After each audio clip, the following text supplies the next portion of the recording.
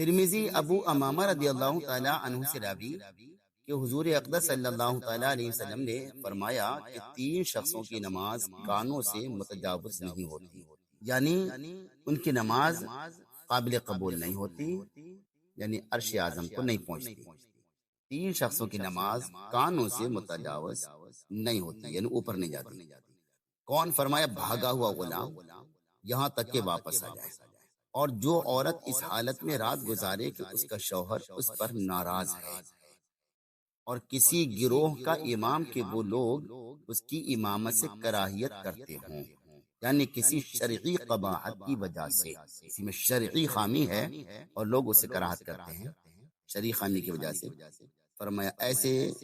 امام کی بھی جو نماز قابل قبول نہیں ہوتی۔ ابن ماجہ کی روایت ابن عباس رضی اللہ تعالی عنہما سے یوں ہے کہ 3 شخصوں کی نماز سر سے ایک بالشت بھی اوپر نہیں جاتی۔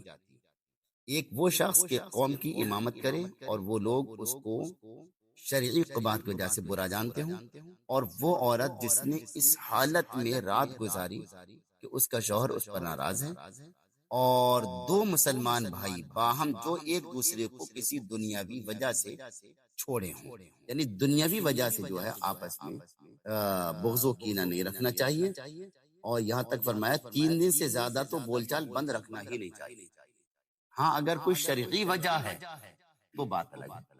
ابو داؤد و ابن ماجہ ابن عمر رضی اللہ تعالی عنہما سے راوی کہ فرماتے ہیں کہ حضور اقدس صلی اللہ علیہ وسلم 3 شخصوں کی نماز قبول نہیں ہوتی، جو شخص قوم کے آگے ہو یعنی امام ہو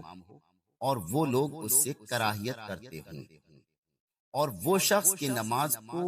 پیٹھ دے کر آئے یعنی نماز فوت ہونے کے بعد پڑھے، اور وہ شخص جس نے آزاد کو غلام بنایا۔